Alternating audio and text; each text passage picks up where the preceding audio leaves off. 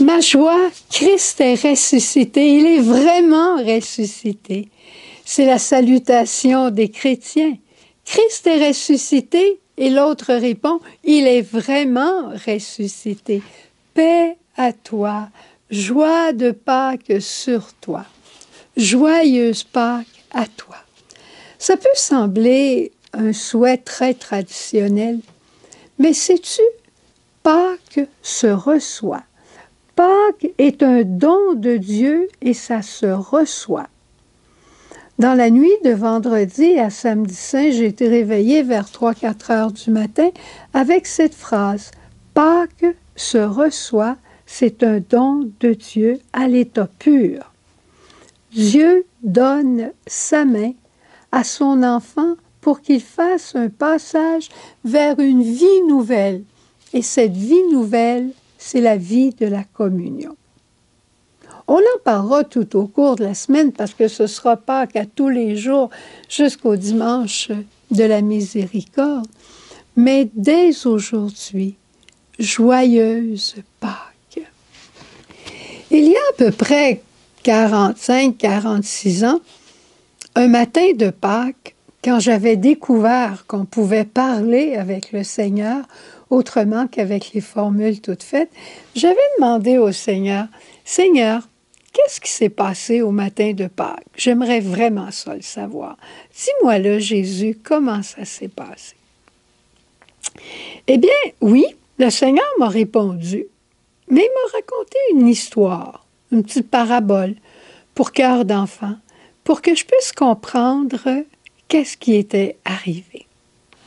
Alors, voici ce qu'il m'a conté. Dans une famille, un couple vient d'avoir un nouveau bébé. Il s'appelle Thomas. Il a 3-4 mois déjà. Et le papa arrive de travailler assez tardivement. Il n'a pas vu son petit bonhomme de la journée. Il embrasse son épouse en arrivant et lui demande « Est-ce que Thomas dort? » Et la maman de répondre « Oui, il dort. Et ne va pas le réveiller, s'il te plaît. » Le papa « Non, non, je ne vais pas aller le réveiller, mais je vais juste aller le voir. »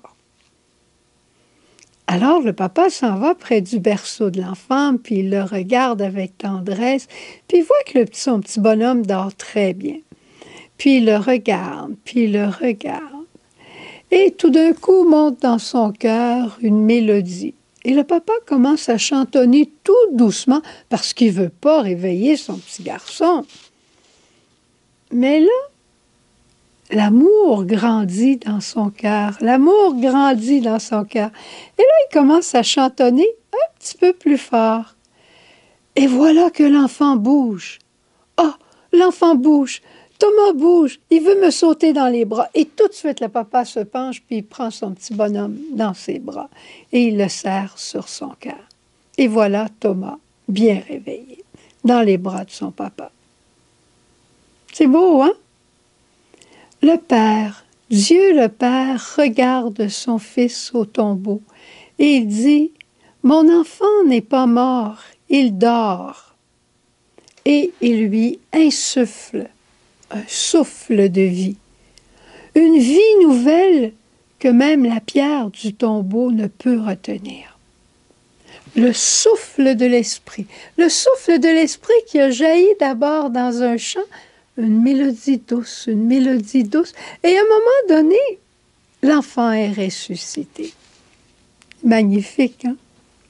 Eh bien, c'est ça qui va nous arriver au cours de la semaine.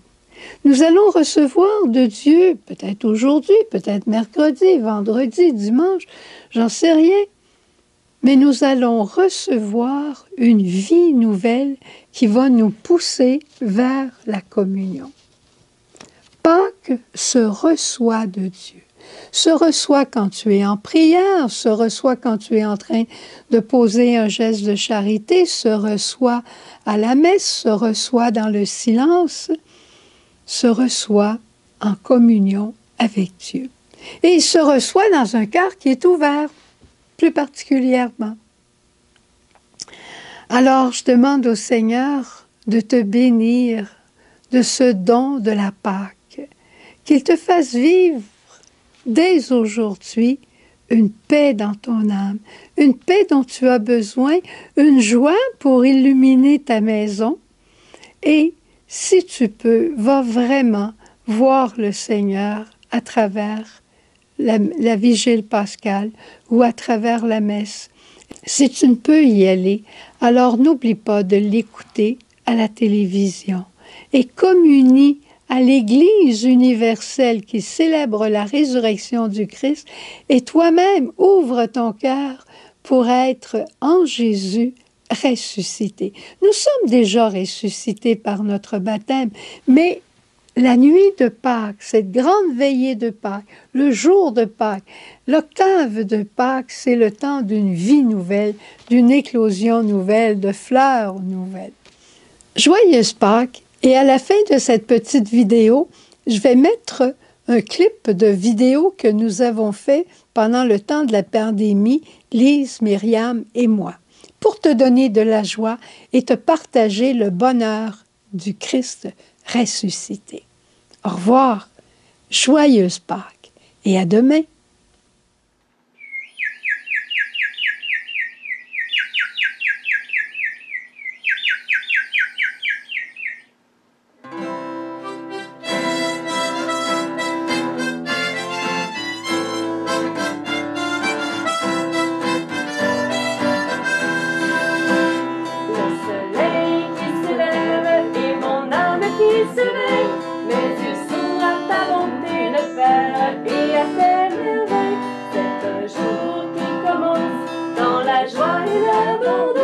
Espérons tout de ta grâce, j'aimerais tout simplement.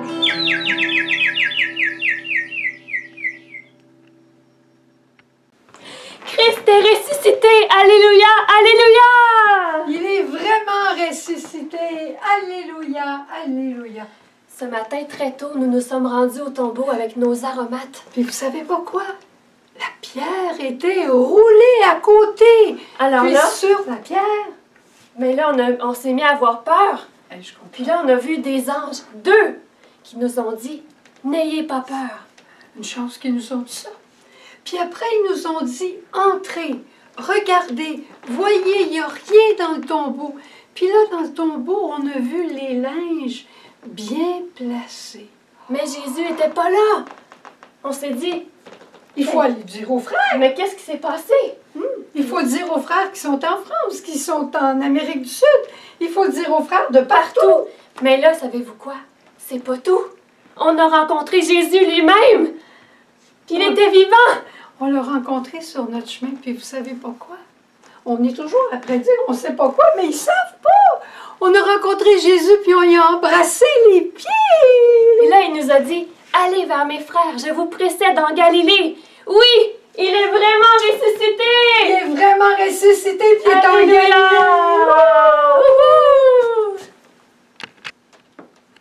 Joyeuse Pâques, Christ est ressuscité comme on vient de le chanter. Et je voulais juste vous partager une partie du message de notre Saint-Père le Pape qui nous a donné pendant la veillée pascale. C'est un message extraordinaire. Je vais t'en parler au cours des prochains jours, puis je vais vous l'envoyer aussi si vous ne l'avez pas trouvé déjà sur Internet. Il rappelle que les femmes sont allées au tombeau, il reprend l'Évangile, puis là il fait un éloge merveilleux de la femme en disant, dans des situations difficiles, dans des situations paralysantes, les femmes ne se laissent pas paralyser. extraordinaire. Elle ne renonce jamais à l'amour et aux œuvres de miséricorde.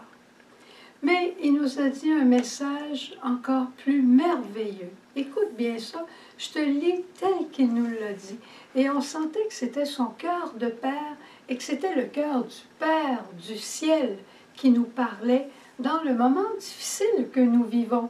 Cette nuit pascale n'était pas comme aucune des autres nuits pascales. Et la situation dans le monde n'est pas comme une situation qu'on a déjà connue. Il dit, cette nuit, nous conquérons un droit fondamental qui ne nous sera pas enlevé, le droit à l'espérance. C'est une espérance nouvelle, vivante qui vient de Dieu. Ce n'est pas un simple optimisme, ce n'est pas une tape sur les épaules pour un encouragement, non, c'est un don du ciel. L'espérance est un don du ciel que nous ne pouvons pas nous procurer tout seuls. Tout ira bien, disons-nous avec ténacité dans ces semaines, en nous agrippant à la beauté de notre humanité et en faisant monter de notre cœur des paroles encourageantes. Mais avec les jours qui passent, les peurs qui grandissent, même l'espérance la plus audacieuse peut s'évaporer. L'espérance de Jésus, elle est toute différente. Elle met dans le cœur la certitude que Dieu sait tourner le bien, sait tout tourner en bien. Dieu sait tout transformer ce qui est mal en bien, parce que même de la tombe, il a fait surgir la vie. La tombe, c'est le lieu d'où on entre et on ne sort pas. Mais Jésus est sorti pour nous, il est ressuscité. Et commence maintenant, aujourd'hui, une histoire nouvelle. Là où on a mis une pierre dessus. Lui, il a renversé le rocher à l'entrée de la tombe pour déplacer les rochers qui scellent notre cœur. Il y a peut-être encore des petites pierres devant ton tombeau en te permettant pas d'espérer. Et cette espérance, tu sais d'où elle vient? Elle vient de Dieu. C'est un cadeau qu'on reçoit de Dieu. Ce n'est pas quelque chose qu'on se donne soi-même.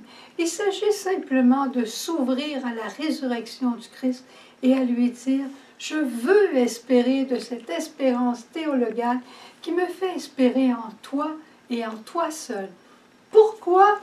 Parce que Christ est ressuscité et il dira, Sœur Jeanne un jour a eu une parole qui disait « J'ai besoin de toi pour mon Église. » Jésus nous a dit « Va en Galilée, va vers tes frères. » Mais c'est la même chose. J'ai besoin de toi pour mon Église. Je viens te guérir. Je guéris ta tête, je guéris ton cœur, je guéris tes jambes pour que tu puisses aller vers tes frères. Allons vers nos frères remplis de cette espérance. Christ est ressuscité. Il est vraiment ressuscité.